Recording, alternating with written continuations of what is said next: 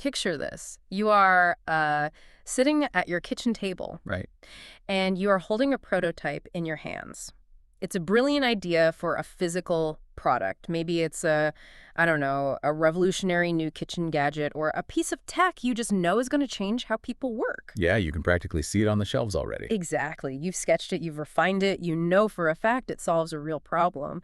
But right now, it's literally just you and this 3D printed plastic prototype. So how do you actually get it into the hands of thousands or, even millions of customers? That is the million-dollar question. It is. And if you've absorbed any startup culture over the last decade or so, your first instinct is likely just a reflex. You think, I need to launch a crowdfunding campaign. Yeah, like Kickstarter, Indiegogo, all of that. Right. It has become the absolute default setting for modern product launches. But today we are going to challenge that default assumption. It really is ingrained in the modern inventor's journey, isn't it? Yeah. People treat those platforms as mandatory checkpoints. Like it's almost like a rite of passage before you can even call yourself a real business. Yeah, exactly. And to figure out if that reflex is actually the smartest move for you, we are diving into some really rigorous insights from Retailbound. Which is a fantastic resource, by the way. Yeah, they're a channel management consultancy, and the analysis we're unpacking today is written by their founder, Johann Jacob. I mean, he's helped brands scale into over 150 different retailers across the US and Canada. So he definitely knows what actually works on the ground. For sure.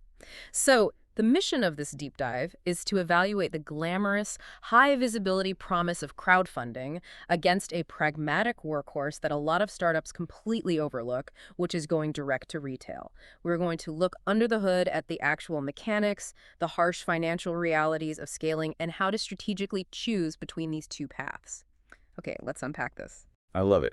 To understand why a pivot to traditional retail is often the more viable long-term strategy, we first have to really examine the immense gravitational pull of the crowd. Right. We need to dissect why these platforms are so universally tempting in the first place and, where that temptation masks some severe operational cliffs. Well, the appeal is obvious when you look at the folklore of hardware startups, right? The source material brings up the absolute legends. Oh, the unicorns. Yeah, like the Pebble smartwatch, which pulled in over $10 million, or the coolest cooler amassing over $13 million.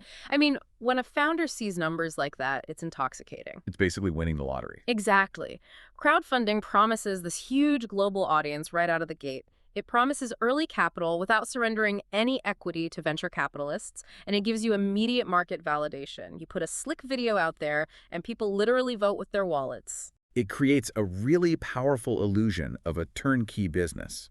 Those astronomical numbers, they represent the absolute peak of the mountain, right? And they fuel this dream of instant attention and a built-in loyal community. Right. But what isn't visible in a flashy success story is the brutal reality of what happens the second that funding window closes. You've suddenly promised a highly complex physical object to a massive group of people, and the money you raised might not actually be enough to deliver it. It's wild. It always makes me think of this space as like a reality TV talent show. Oh, that's a good way to look at it. Right. It's incredibly flashy. You get up on stage, there is this massive initial audience, the judges are praising you, the crowd is screaming your name, and you get this massive rush of validation. Right, but then the cameras turn off, the confetti is swept away, and you suddenly realize you actually have to go out and execute a 70-city world tour entirely on your own. Yes. You're dealing with venues, promoters, and logistics you have absolutely zero experience with. So what's the business equivalent of that world tour hangover? Like, let's talk about why the actual mechanics break down after the campaign ends. What's fascinating here is that the very success of a crowdfunding campaign can become its biggest liability. Wait, really? Yeah, specifically regarding the supply chain. So let's say you model your business based on manufacturing 500 units. You're thinking, okay, I can assemble them in a local facility, maybe even my garage with a few friends. Right, very DIY. But then you go viral, and suddenly you have to fulfill 50,000 units. The supply chain for 50,000 units isn't just a bigger version of the 500-unit supply chain. It's a completely different beast. Exactly. It requires entirely different tooling. Because you can't just 3D print or hand solder 50,000 units. You're talking about transitioning to custom steel injection molds. You have to source raw materials at massive scale and likely move production overseas to China or Vietnam. Precisely. And cutting steel for injection molds, that takes 12 weeks just by itself. Then you have quality assurance testing. And then because of the volume, you have to book sea freight instead of air freight, which adds another month or two. Suddenly, your promised delivery date is blown by 6 months. And backers hate that. They despise it. And while all this is happening, the platform fees have already eaten a significant percentage of your gross. Kickstarter takes its cut, the payment processors take their cut. So your actual operating budget is instantly smaller than that top-line number you've been celebrating. Which introduces a massive psychological cost for the founder. Because when a founder hits those logistical bottlenecks, the timelines become unpredictable. And we've all seen those campaign pages where the backer updates turn into just a toxic, hostile environment. Oh, it's brutal. The comment sections get so nasty. Because people feel like they're investors, right? Not just customers. So they demand constant updates. Those delays lead to angry backers and terrible initial reviews. You run the very real risk of tanking your brand's equity before the product even hits the open market. Yeah, you've spent all this energy building hype. And because of an economy of scale inversion, What's that? it's where getting too big too fast actually hurts your unit economics because you weren't prepared for the transition costs. So you end up basically weaponizing that hype against yourself. Okay, wow. So if the reality TV hype machine of crowdfunding is financially risky and operationally chaotic, how does a startup secure actual stability? Right, that's the core question. The alternative presented by the Retailbound material is bypassing the crowd and going direct to retail.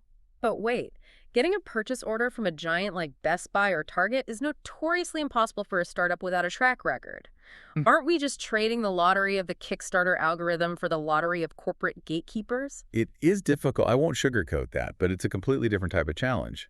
The paradigm shift here is about prioritizing a highly structured distribution network over wild, unstructured internet growth. The material highlights cost effectiveness and reduced financial risks as the primary drivers. Yes, retailers are gatekeepers, but they operate on established business logic, not viral whims. But doesn't traditional retail demand impossible terms? Like, Right. the common assumption is that big box retailers take such a massive cut of the profit margin that a startup is basically starved of cash flow anyway. That's a huge misconception, actually. To use an analogy, crowdfunding feels like throwing a massive house party and hoping enough strangers show up with cash to cover your rent. Right. Whereas retail is like landing a guaranteed corporate catering contract. The guest list is locked, the menu is set, and the check clears before you even cook the food. If we connect this to the bigger picture, the math on retail margins actually challenges that common wisdom you mentioned. How so? Well, while retailers do negotiate a wholesale discount, you are often bypassing a ton of other middle layers. Oh, like direct-to-consumer advertising costs? Facebook ads are not cheap. Exactly. You skip the ad spend, the individual shipping and handling fees for thousands of separate boxes, and those non-negotiable crowdfunding platform cuts. Yeah. So it can actually lead to much healthier, more sustainable profit margins. But the real linchpin here, the mechanism that changes everything, is the purchase order itself. Let's dig into the mechanics of the purchase order, or PO, because I think a lot of people outside of physical product manufacturing don't realize that a PO isn't just an email saying we want some stuff.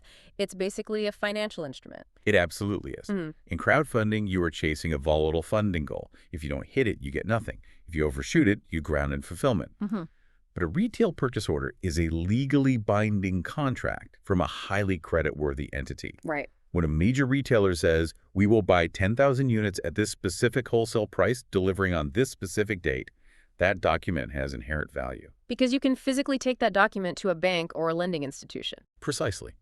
It's a process called factoring, or PO financing. A startup might have zero credit, right? They just formed an LLC yesterday. But a retailer like Target has excellent credit. So the bank trusts Target, not you. Exactly.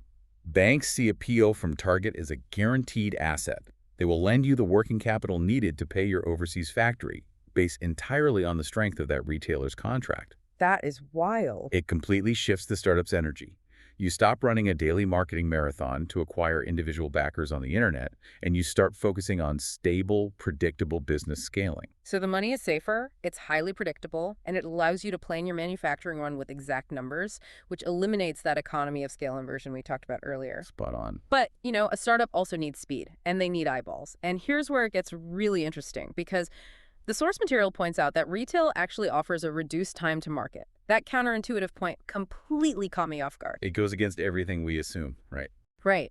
The natural assumption is that navigating big box retail bureaucracy takes a year of endless meetings and waiting for seasonal shelf resets and just red tape. It feels totally backwards. You assume the internet is instantaneous and corporate retail is just a slow, lumbering dinosaur. Exactly. But the source material highlights that a successful crowdfunding campaign isn't something you just launch over a weekend after a few Red Bulls. Not if you want it to succeed. Right. It requires an enormous amount of preparation. You are spending months shooting high-end pitch videos, hiring PR firms to pitch tech blogs, building complex email lists, and designing, tier reward structures. You're building an entire marketing apparatus from absolutely nothing. Which massively delays your actual market entry. And going direct to retail, if you secure the partnership, circumvents all of that ground-up audience building. It's like going direct to retail is getting a VIP pass to an exclusive, already packed nightclub. The music is playing, the crowd is already there spending money. You just walk in and set up shop. Like that. Crowdfunding is like deciding to spend 6 months in an empty field, building your own nightclub from scratch, hiring the DJ, taking out ads, and then just praying people show up on opening night. That captures the structural difference perfectly. Retail solves a new brand's single biggest existential threat, which is obscurity. Let's say you have a product that capitalizes on a very specific current trend. Like a new type of ergonomic home office gear or a viral beauty tool. Yeah, exactly. You need speed. You cannot afford to spend 8 months planning a Kickstarter video while the trend cools off and a dozen copycats flood the market. A major retailer already has the physical and digital infrastructure in place today. Right. They have a massive, loyal customer base walking down their aisles or browsing their app every single day. And when you are sitting on that physical shelf, you are tapping into something the article implies is incredibly valuable. It's not just about foot traffic. It's about borrowed trust. Borrowed trust. I love that concept. It's arguably the most powerful invisible currency in commerce. Think about the consumer psychology at play here.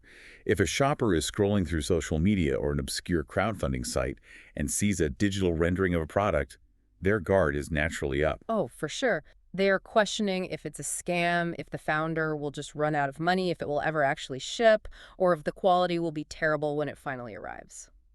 But if that same consumer walks into a physical store and sees your product sitting on an end cap next to established multi-billion-dollar heritage brands, their brain processes that product completely differently. Because the retailer has absorbed the risk on behalf of the consumer.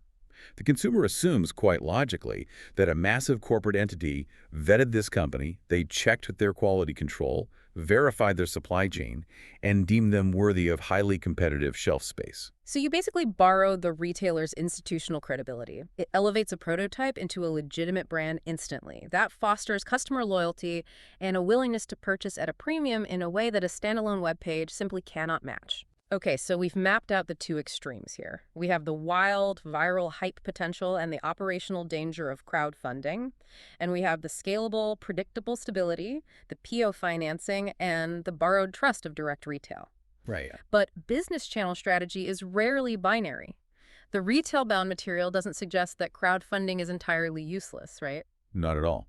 For many modern hardware startups, the smartest play is what the source material calls the hybrid approach.